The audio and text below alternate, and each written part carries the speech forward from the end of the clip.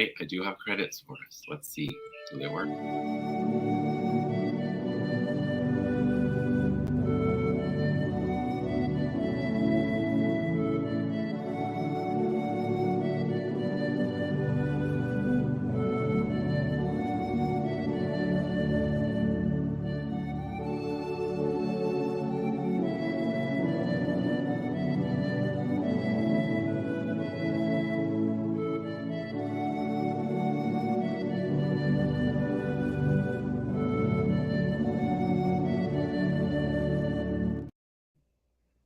Hi, Ethony. Hi. Welcome. Thank you.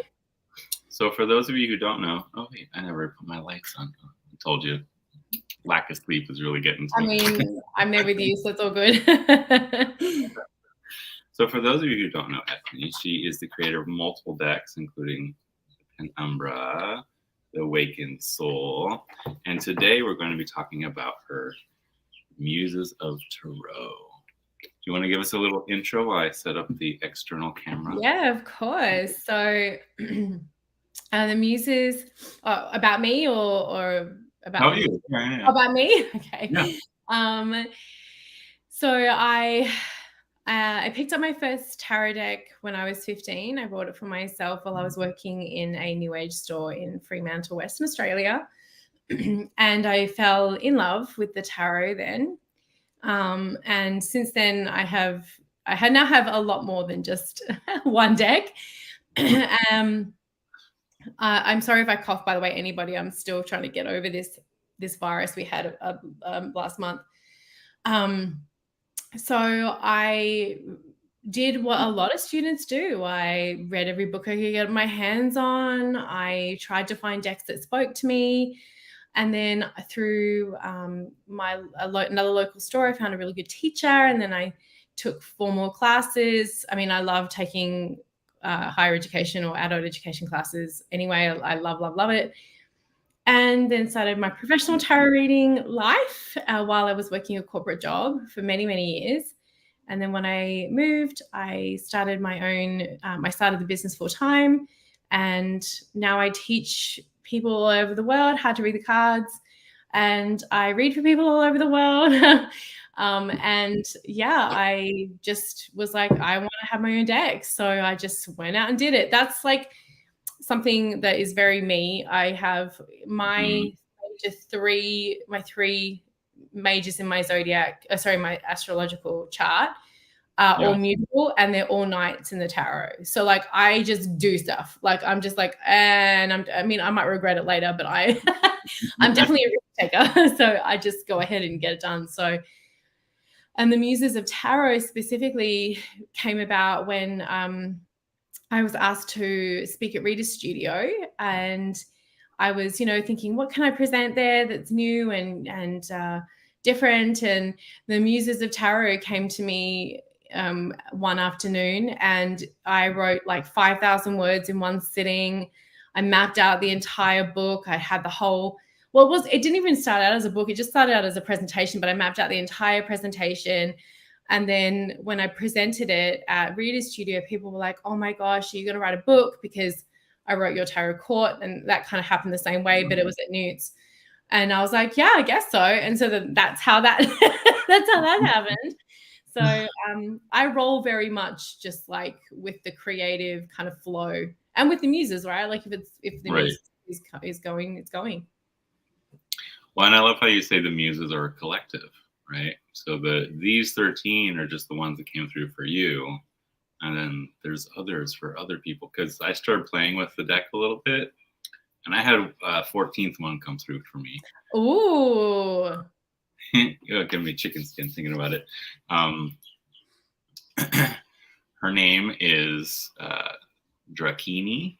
Ooh, I like and that. And she's all about doing readings for connecting with the supernatural, right? Like dragons, unicorns, mermaids, and your elementals, your Fey realm. I love that. That's so cool.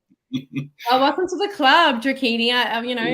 Come on down. There's some fine people, some fine muses ready and waiting for you to hang out with them. Right. This is a great deck. Let me, let's see. this way, we can look at the deck a little bit. I love the box, by the way. You always Thank outdo you. yourself with the boxes. And right, the little note you gave me. The book. I love how you connect each of the muses with specific cards, of the 78 cards. And let's see. You even have a card index in front. And how you have the altar creating ideas, the correspondences, you have invocation and a spread, right? So it took me a minute to like try and figure out. Let me get that out there. Ooh. The foam wants to, I need to get a new bag and get the foam out there. Yeah, fair enough. We didn't want to glue it down, like just as a producer, like we didn't want to glue it down because I don't know if you've ever had this with those sorts of boxes where they glue it down, but then a card gets like shoved down in it. And then you have to kind of like rip the glue to get the card out. So I wanted it to be, you can move it without like wrecking the box. And this just comes from like, I was a tarot reader first. I was a user of tarot first. So like, I want good quality shit. I want stuff that's practical. So I was like, let's not glue it down so people can get their cards. Right. No, I totally appreciate that because I've had those boxing moments where I'm just like, really? Okay, let me organize this a little bit because this is not just a regular deck, I don't think. It is not. So one of the big things for me, besides like creating something really fun and practical, is there are a lot of Tarot 101 books out there. I mean, I teach a Tarot 101 class. I'm launching. I actually launched yesterday my Master the Tarot intensive, but like the resources for people who are beyond 101 are not as easy to find. And yes, I have a deck coming out soon that is going to be like one of my biggest tarot books, like my biggest tarot guidebooks I've written. And it's very like every section for every single card kind of thing. I'm really proud of that. But everything I've done so far, and even the next book I'm working with Llewellyn, is more of an intermediate to advanced, because I want to give tarot readers and tarot professionals and tarot enthusiasts some shit to do, like some stuff to like stick their teeth in. Like I still love my 101 books. I've got a freaking bookshelf full of them, but I want to create stuff too that people who have like, oh shit, I've never seen this before. Like that's where I feel like I'm pretty happy when I can do that. Right. No, and I appreciate that a lot. Oh, welcome Eating at April's. Bright blessings to you. Hello. Hello, everyone watching and everyone watching back. So for those of you who don't have this deck, there are the 7 chakras. There's the muses themselves. There's the invocations to the muses. And then the muses all have their own altars as well, which I really appreciate because you know, you don't always have everything with you if you're traveling, but if you have this deck with you, you can just pop up an altar and there you go. You have a full altar. And the fact that you have readings specifically for each muse, that, it just really opens the tarot in a big way, I think. How do you want people to really approach this set? Oh my gosh.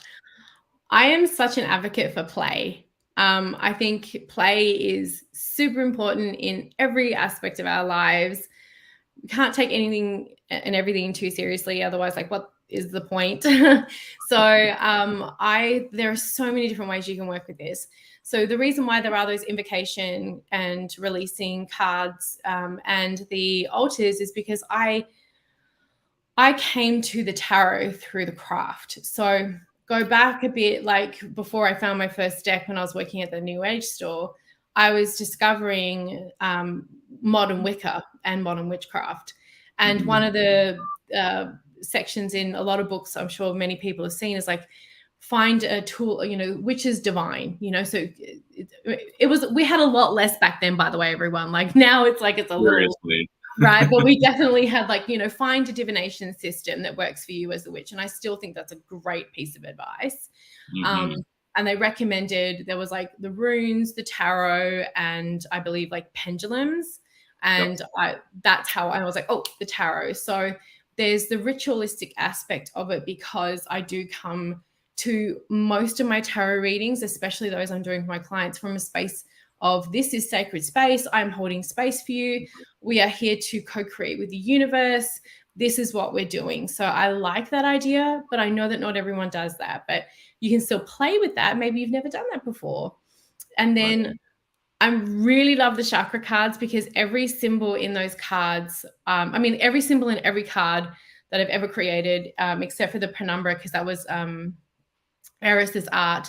Every symbol, every color, the layout, like everything is from, I wanted that in there, like I wanted the little tree frog in the heart, because the heart chakra, because if you know anything about frogs, I love frogs, that they are the first thing in an ecosystem to tell you there is something wrong with the ecosystem, because they take in the water through their skin. And so if the water is poisoned, they're the heartbeat of the water system. They'll be the first things that starts to die. So I wanted that, I wanted that frog to be in there. I wanted the snake to be in root chakra. Yes, it has connections to Kundalini, but a lot of people are afraid of snakes. So like I really thought a lot about every symbol in every card and how you can work with it. So you could lay those out and then pull a card for each one of your chakras and do a reading just with those chakra cards. If you feel like you have a block in your body, okay, cool, where am I feeling blocked? Well, shuffle the cards, you can pick it that way, or you can say, my throat's feeling a little sore. Okay, cool, let's pull the throat chakra card and do a reading around like, why am I feeling so blocked? You could even use it in Reiki practice. And then there's also, the book itself is, I'm really also really proud of that. But it's amazing. Yeah, my sister actually, Jamie, she did the layout. Like she did a phenomenal job of laying it out. Like it's so pretty to even look at. So you can do the spreads in there, and then you can get to know the muses as different ways that you can work with the tarot cards. Like if you are not very good at love and relationship readings, and I heard this first from Teresa Reed. It's like people come to the tarot to get laid or paid. Like get good at relationship readings if you're going to go pro. Bring out Adoria, who we see there, and start to work on her cards, her tarot reading, her invocation, get into that sexy space, invite that muse in and do the work so that you can also take that work out into the world. So, oh my gosh, there's so many ways that you can work with this deck. But play is really important. Yeah. And I love that you also correspond all of the muses with the chakras themselves. So yeah. And you also, I could see using these open muse spreads that are not connected to specific muses also as an opposite spread. So instead of pulling a muse, pulling a chakra card for that. Oh yeah, totally, absolutely. So, and I want to thank you, because I've been wanting just plain 7 chakra like deck forever, and there's no such thing. Yeah, because it's only 7. Like it's only 7 if you're doing the major, like the main.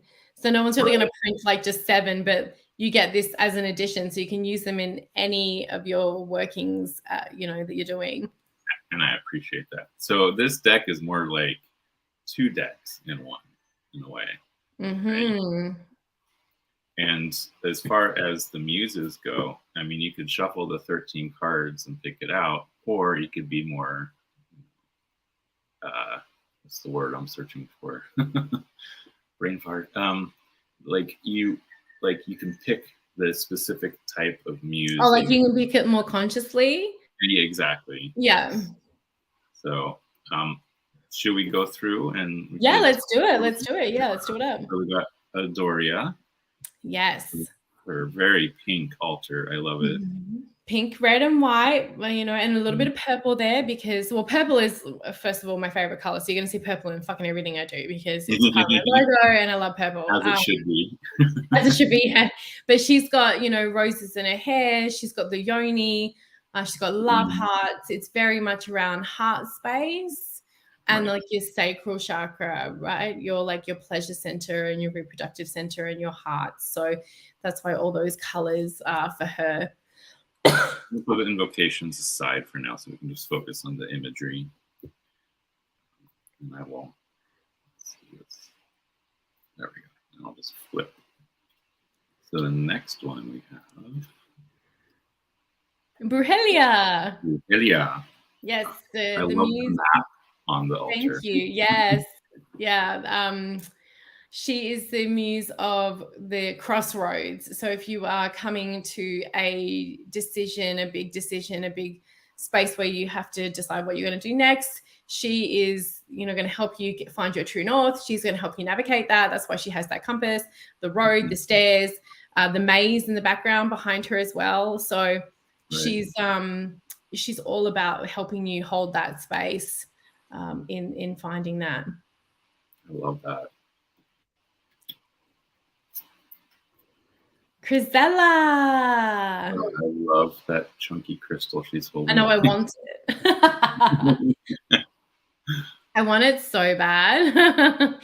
So she is a muse that you're going to work with to find clarity. So sometimes, I like this muse a lot for when maybe you've had a dream that feels a little cryptic.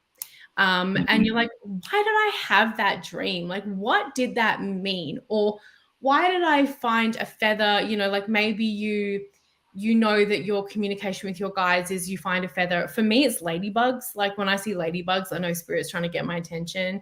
So you can use this muse to go, oh, okay, well, maybe spirit is trying to get a hold of me for some reason, and let's have a look at that. She's very reflective. She's going to get in and find that space for you. For me, it's dragonflies. Oh, I love dragonflies. Yeah, dragonflies and butterflies are usually signs that spirit's trying to get my attention. I'm like, yes, can I help you? Davina. So she's my bitch. I love, not in a bad way. Like, like as my sister. Davina is the muse of prophecy. Okay, so if you do prophetic or potential futures readings, this is your girl. She is very inspired by Stevie Nicks. I have and will always have a crush on Stevie Nicks. She's forever supreme. And I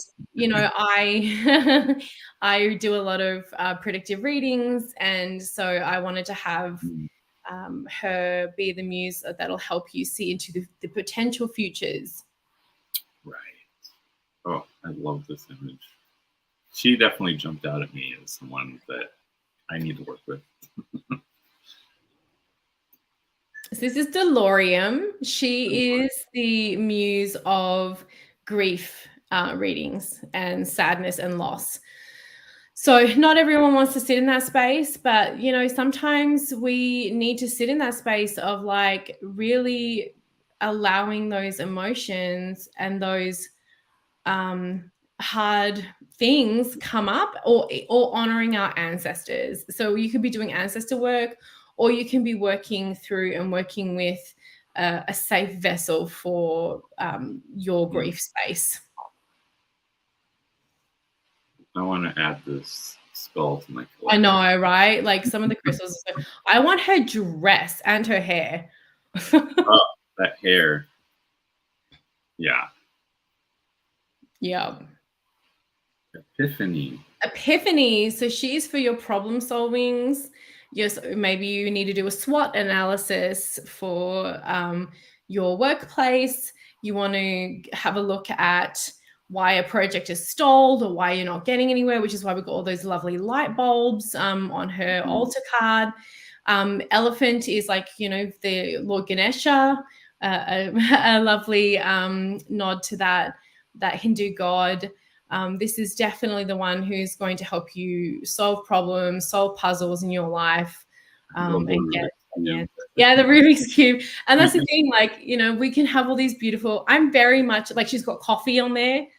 Like, I'm sorry, but like, I need a good cup of coffee or tea if I'm going to be getting to business. But I feel like these muses, and it's very similar to like my modern goddess, it's like they have to feel like they are alive now. Otherwise, like, I love Waterhouse, I love the pre-Raphaelite artwork and the artworks of Calliope and all that sort of stuff, but I like the fact that these muses feel like they could be, you know, relevant now with their Rubik's cubes and their coffee. They look like someone you could like have coffee with and chat about tarot. I mean, seriously.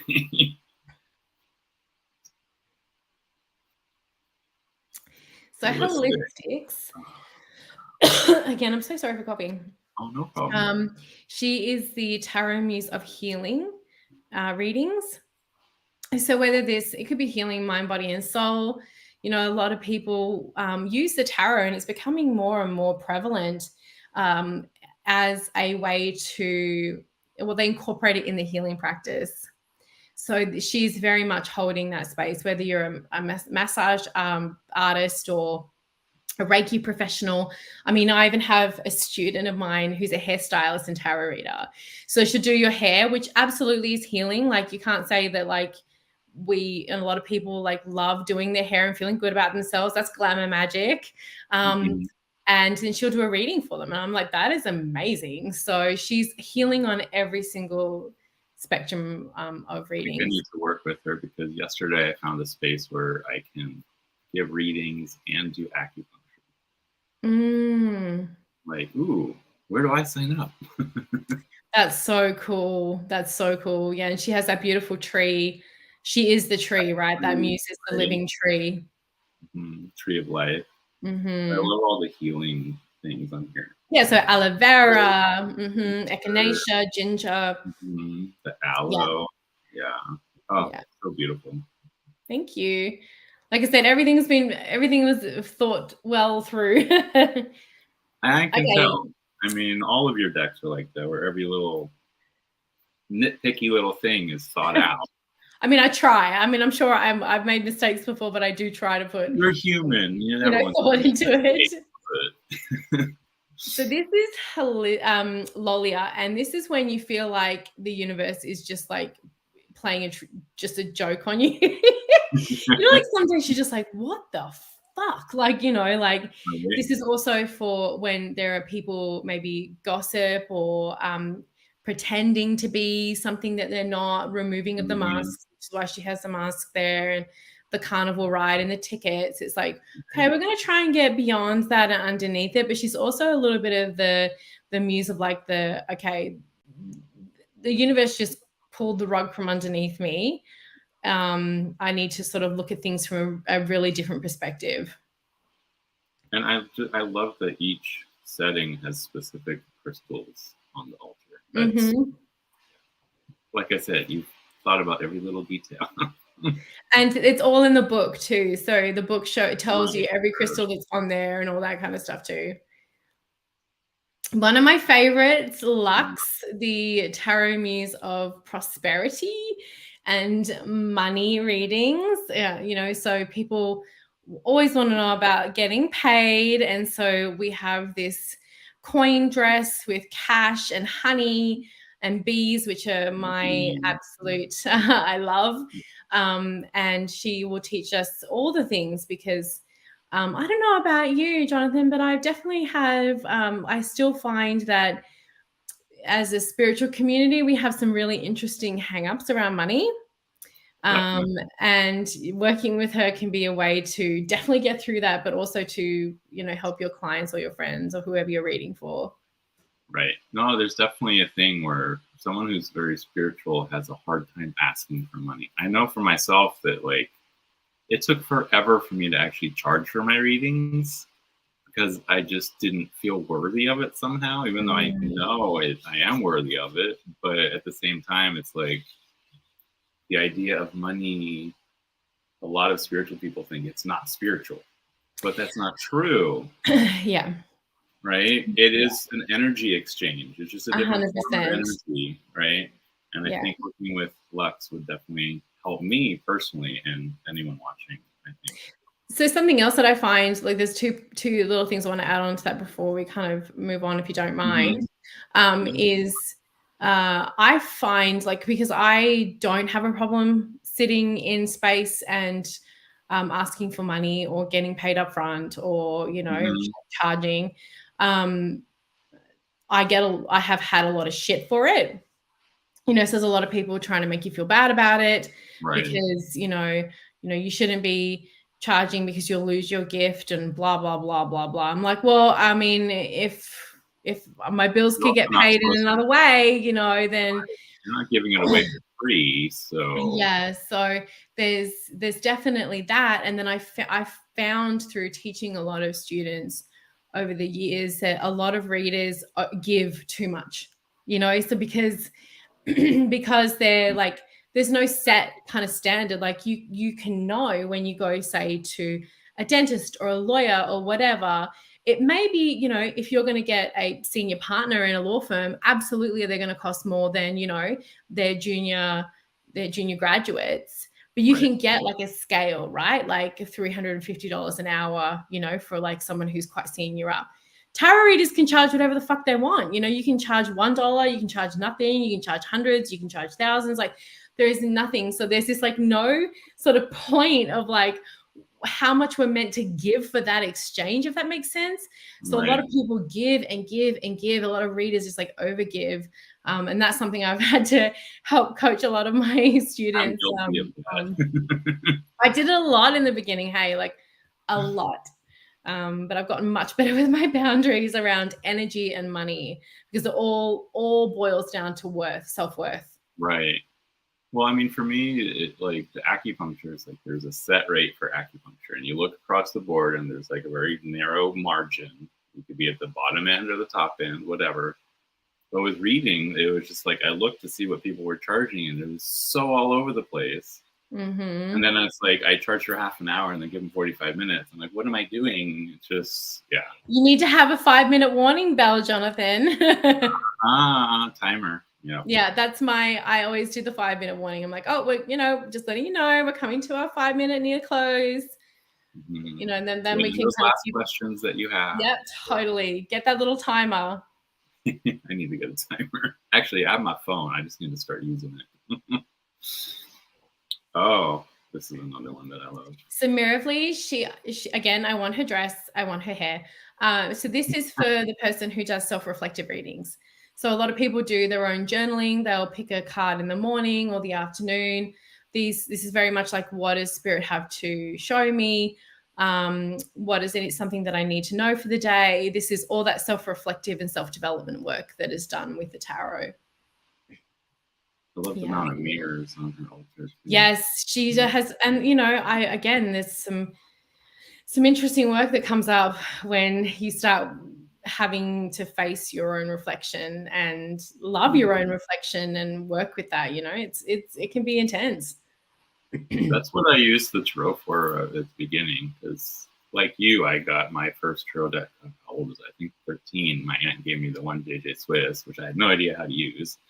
And then that summer, I was lucky enough to be at a summer camp in New Jersey where there was a teacher who taught like the tarot and runes and pendulum use and how to use crystals and energy work. And he did past life regressions for us. And so it just exploded, and I've been in this world ever since. Yeah, I mean, once you're in, I think if you find your zhuzh, I think you're done. Like that. Right, there are some exceptions, but Nix. Okay, talk about wanting a dress. Oh my God, I want this dress. And the book and the skulls and the hair. So Nick, yeah, she is. I believe she's the Muse of Shadow Work. Oh, hi, Kitty. That's Kiana. Oh, that's hi, Hawaiian for Diana. So cute. So this is our shadow work. Our shadow work muse. So lots of people work with the tarot for shadow work, and that's going to be personal too. Like what we're all trying to integrate and learn about ourselves is going to be completely different. But I do love like the skulls and the crows and the tarantula and the pomegranate and all those things and bones and yeah, she's green onions there. Yeah. Yeah, so yes, she's a can be an intense one, but she will show you the way. Right. Shine a little light in the darkness. Mm-hmm. Speaking of shining light. This is Sparks. She is the Muse of Creative Tarot readings. So whether you want to use the tarot as a way to kind of like build a character for a D&D campaign or a writing or a novel or a dance piece, or you like to do art with tarot, this is who you want to work with. Like, so you can use that as a creative vessel, or you can do readings with her in order to like break through obviously like any like writer's block or creator's block or anything like that as well. And I have a soft spot for her being a creator myself, and she just looks like super fun. Right? Oh, she looks like she'd be a blast to hang out with and just get creative with. Mm-hmm.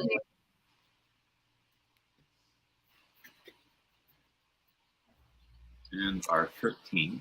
And Valia, she is our mediumship muse. So anyone who works with spirits of people who have passed and earthbound spirits. It depends, like, because I don't know, I've read a lot of books and I've done training in mediumship, and some mediums don't believe in like hauntings and earthbound spirits and all that kind of attachments, and some do. So, but this is definitely the muse of mediumship readings, no matter how you do them yourself, you know? Right. Whether you use a Ouija board or not. Mm-hmm. I love the nails. Yeah, like the nails, like there's a lot of magic around coffin nails, railroad nails. Again, we have the skull. Clear quartz is always really great to then you got your lilies in the back. Yeah. So there's lots of different ways that. Goals, of course. Yeah. Oh, beautiful. And of course, it wouldn't be an Ethony deck. She gotta have the stamping. I love a girl who shines. Right. And I love the matte black edges. That's everything. And then each one comes with the invocation and releasing spell. Do you expect people to use these specifically or come up with their own? You can do whatever you bloody well want. I mean, and I know I'm not alone in this in the magical community. When it comes to, you know, spell crafting or spell works that I want to do, I might find an inspiration for something in a book, but I usually will rewrite it and rework it to be like how I would do the operation or how I would view that specific kind of magic. So the same thing for sure with the invocations. You can totally use them. They're there to be used, or you can write different words or use a little bit of them or whatever you want. Like it's totally meant to be this creative and co-creative space to work with these muses, because muses, that's what they are. They're the spirit of, right? Like they can't be stuck in a box. So that's why I said the big thing about this deck is just like fun and experiment and really form your own relationships with it. So can I ask you how you figure out which cards went with which muse? Oh yeah, that was a big honestly, writing that book was a big undertaking. Some of them came really, really easy. Like, you know, Lux, hers came really easy, like the Five of Pentacles. Of course, that's going to be attached to a muse of money, because we're looking at lack of levels of social standard, of institutions having money, of the medical system. Like there's just so much in the Five of Pentacles that you can really break down into the aspect of wealth and money. So some of them were really easy and some of them were like a little bit difficult. But what I did, and this is the path of least resistance with the muse, was I had the muses and then I had the deck and I put all the muses out and then I had the deck and I was like, okay, who is speaking to this? And then I put them on top of it and then I sort of like jigged it around a little bit. Does that make sense? Yeah. So I have to have it all out in front of me. Otherwise, I'm a very visual person that way and very tactile. So I have to have it all like, yeah, so I can like pick them up and move them. Like none of this whiteboard business, none of them putting it in a spreadsheet. No, I want to like physically be able to move things around. That's me too. Yeah. I'm a kinetic learner. Yeah, I learn best by doing it. So. Right. 100%. Yeah.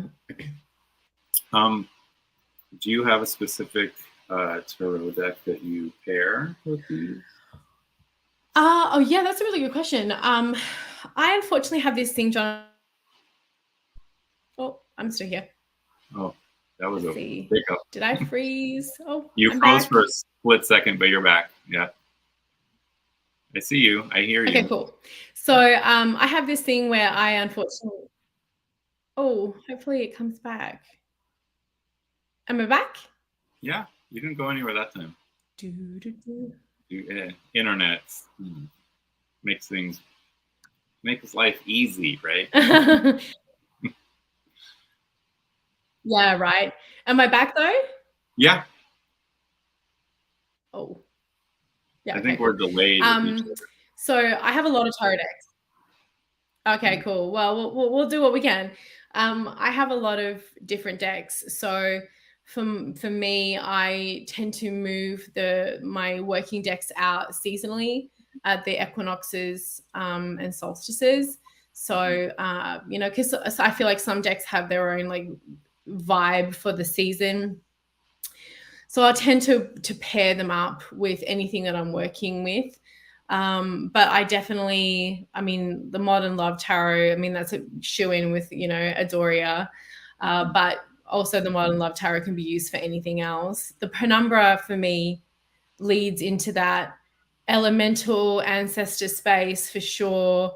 But I have, many favorites. I will use a Rider-Waite-Smith until the day I die, probably. So anything around that system, for sure, I can absolutely pair up with any of the muses. And I have, a big place in my heart for things like, I put a video up a little while ago of like my favorite mass markets. So I would definitely use any of those for sure. And it would depend if I were to do a reading for myself, I would probably pick a deck that is a little outside of the norm with the muses. So like the Tarot of the Witch's Wheel or something that doesn't have a traditional structure. And then if I'm working with a client, I'll use a Rider-Waite-Smith. Okay. Do you have any specific decks for specific muses? Well, I know you said Adoria, Modern Love. Yeah, Adoria, Modern Love. I would definitely place like Nyx in Penumbra. I would. So hard. Oh, I would put like the Herb Crafters with, Holistics. Oh yeah, perfect pair. Yeah, or the Gaian Tarot. I love those decks so much. I think Joanna's done such a beautiful job. That's definitely one that's standing out. I would work with like the Dark Mansion with Nyx as well. I do a lot of mediumship ones. For me, it's really interesting because they just show up. They're just like, hello. So it could be pretty much working with any deck. I'm trying to get better at like figuring that out. But yeah, there's definitely different ones. That Bad Bitches I like with Lux, because I feel like she doesn't pull any punches. She's just gonna fucking tell you what you need to hear. Right. But I don't just work with my own decks, right? Like I work with like so many of them. So we could be here all day rattling off names. I know, right? I lost count of how many decks I have at this point. I'm attempting to have a master spreadsheet. And let me just say, it's going to take a while for that to get up to date. I had that LibBib app, and I was trying to keep track of my decks in there. But then somehow that app like uninstalled itself, and when I reinstalled it, oh no, my wasn't entire there? list was gone. I'm like, no. Bummer. So at this point, I'm not even counting or paying attention, which I probably should, but yeah. Oh, Hi, thank you, Deborah. Deborah. That's so sweet. Love your new deck, Ethony. Speaking of new decks, what do you have in the works right now? Oh my gosh. Honestly, so much. It's so frustrating. Production is so frustrating. A number of things in the works. So I've just finished. Well, most of the art is done for a new deck that I partnered up with an artist with. We're just going through some of the final sort of going and making sure everything is like okay, all the symbols are right. So that's going to be coming this year. Come hell or high water, Jonathan, because I've had 3 decks in the works for 2 years now, and it needs to just get the fuck done. So there's that one. There's the my money magic manifestation oracle, which I don't know if anyone who wants to go right back like 10 years ago when I started, I'm doing a full redesign and workbook with that now. So that's coming out this year.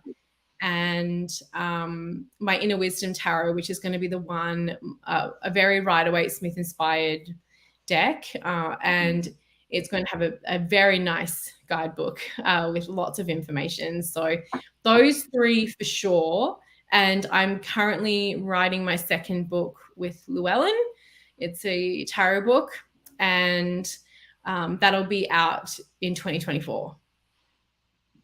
Deborah's been following you forever. Oh, thanks, Deborah. So somewhere in between all of there, I will manage to sleep. Somehow. Well, I just got to say, I really appreciate the books that you write because they're not a little like snippet. It's like you go into full detail with all the knowledge. And I do appreciate that. And yeah, I mean, just as an example, the awakening soul, I mean, who sends out a deck without like all the information? I'm tired of those decks that just have like a few keywords with no description of the art. And so I appreciate the amount of effort and time you put into your books. Thank you. Oh, of course. And I just appreciate anyone who fucking reads them. Because when you're sitting there and you're like writing them, you're just like, oh my gosh, I hope to shit someone reads this because it's just like. Hi, Sarah. Welcome. Thank you. The deck looks beautiful. She's also the one that put together a little intro video. So thank you. Oh, you did great. Thank you.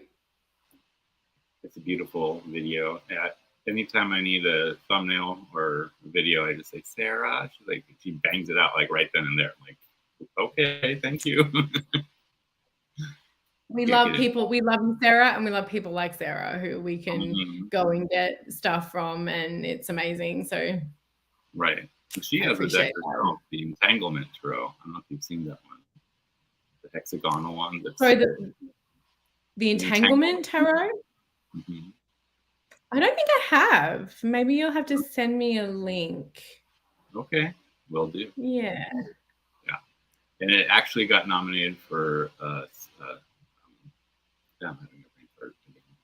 the Carter Awards? The Carta, thank you. My brain was trying to say Serta. I'm like, that's a sleep. I mean, what? Yeah. So, but yeah. That's so cool. Well, congratulations, Sarah. Congrats, Sarah. You've inspired me. I'm still working on something I've been working on for like a year and a half now because I'm trying to figure out how to finish it. But back in the summer of Tarot, back in 2020, I took your runes class, and it really triggered like a download for me. And I created my own rune system.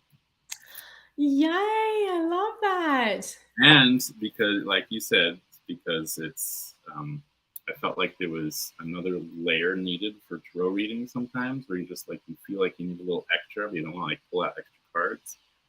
That's what I use these for. Just grab a handful, toss them on the reading.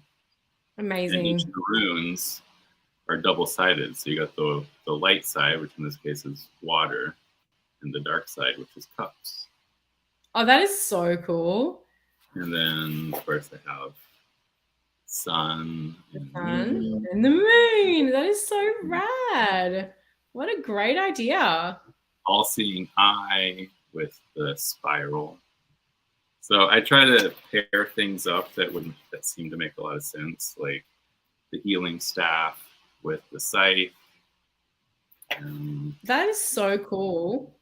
And I'm trying to figure out where to get these made because doing it by hand is so time expensive. So blessings and balefire. Yeah. So there's 13 with a total of 26 runes. That is so cool. I love that. That's great. So thank you for the inspiration, because if I hadn't taken your class, I don't know if that would have downloaded me. So yeah. Well, I'm glad that something fun has come in that looks like it would be so fun to play with too. Then like you can look at how many of the dark card like runes come up and how many of the light ones, if they're like a shape, you know, or if they're a pattern or they're on certain things, like, oh, that looks, I want to play. Right? That's what it's totally for play. And it's amazing the extra layer it adds to readings. Like there was one reading as an example where I pulled out the moon, and then the moon rune landed right on the moon card. So it's like really reiterating that moon connection. And pay attention. Right? Pay attention. Pay attention to those intuition, like the intuition hits you get. Don't get your illusions blind you. Yeah, it's been amazing to play with. I just need to figure out how to mass produce them, which is not an easy thing. Yeah. Yeah. But do you know Lisa Santine, creator of the Destiny deck, the Muses of Tarot? Oh, probably. I might be a bit bad with names. Yeah, Kickstarter. It's the pink and gold deck that was very... Oh, yes. Mm-hmm. So she's been on my channel quite a bit, and we've been talking about how to run a Kickstarter for myself. I've never run a Kickstarter. And she contacted her printer in China, who they gave me the contact for someone, a company that does dice. And oh, that's a good, dice people, yeah. Yeah, so I emailed, and I'm waiting to hear back, and hopefully I can work with them and get this going, because I mean I would love to play with these on top of your Penumbra deck. Or you would definitely I mean I want to set I would definitely look at like game component makers, right? People who do tabletop game components would be probably your best bet, right? I've reached out to a few people. Do you remember the tarot coin guy that Arthur, I think? He created the tarot coins, right? So I reached out to him to see if he could maybe like make a mold for me. And he said he doesn't make any money doing his own thing, so he wouldn't be able to do it for me. But he gave me a lot of good ideas of creating a set out of clay and then making a mold from that set to then use epoxy resin to make sets. But that sounds complicated. So you could also do what I did with mine, right? And just do the laser etching, and you can do it on acrylic or you can do it on wood. Mm-hmm. That's true. So, but or you could do it 3D printed. Like I think the Prism Tarot does that. Oh, 3D printed. Ooh, I didn't even thought about that. Yeah, I've seen some pretty cool technology. Okay, you're giving me some good ideas. Thank you. Oh, good. I'm glad. No, are you kidding me? At this point, it's been like, so I got the download. I created it. Like I did a lot of research into the symbolism, which ones I wanted to pair, and then it was all set. But then I was like, well, how do I make them? Like, production is a bitch. It is a bitch, bitch. It's so hard.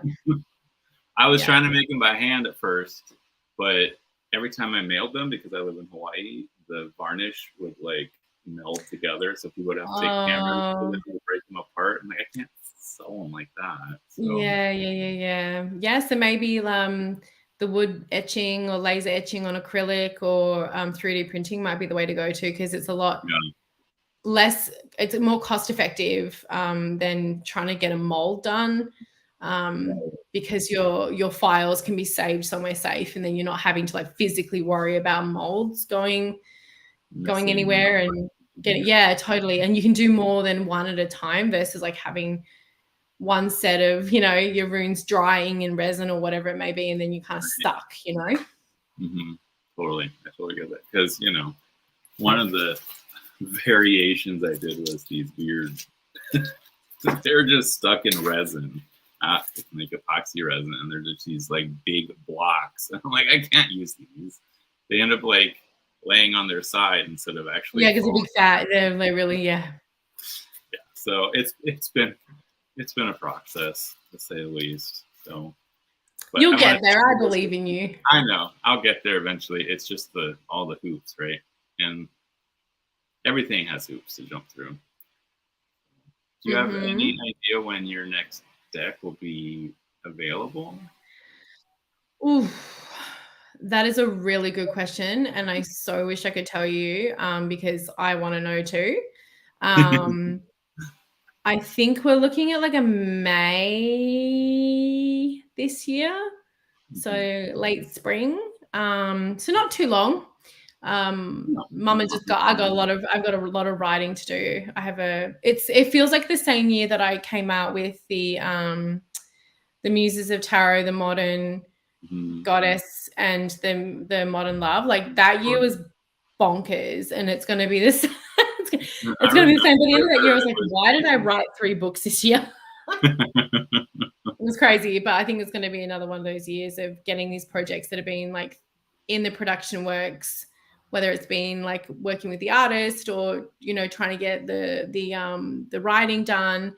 Because honestly, sometimes I do wish I could just slap a guidebook together and be fucking done with it. But like, I just can't. Like, I have to like make sure it has a point of view and like actually like do the work and write it without using a fucking AI, you know, because oh my god, I actually want it to be my writing. So yeah, it's a labor of love, but I do love it. I mean, as much as I'm complaining, I do love it. Otherwise, I would not be still doing it 10 years later, you know. Exactly. And like I said before, your books are some of the best ones out there to get with a deck. Thank you. I appreciate, you can tell that you put a lot of time and effort into it because it reads that way. Thank you. Yeah, definitely. It's so sweet. So we're coming up on the hour. If anyone in chat has a question, now's the time to ask. Thank you so much for joining me, Ethony. This has been a blast. I always love chatting with you. Of course. And when I have some new goodies to send out, I will not that I'm expecting to, you know, come back or whatever, but I don't mind sharing them. So I'll keep you posted. Oh, yeah. Thank you so much. Of course. And thank you everyone who is here for live. And thank you for watching if you're watching back. Until next time, aloha, and I do have a little outro video.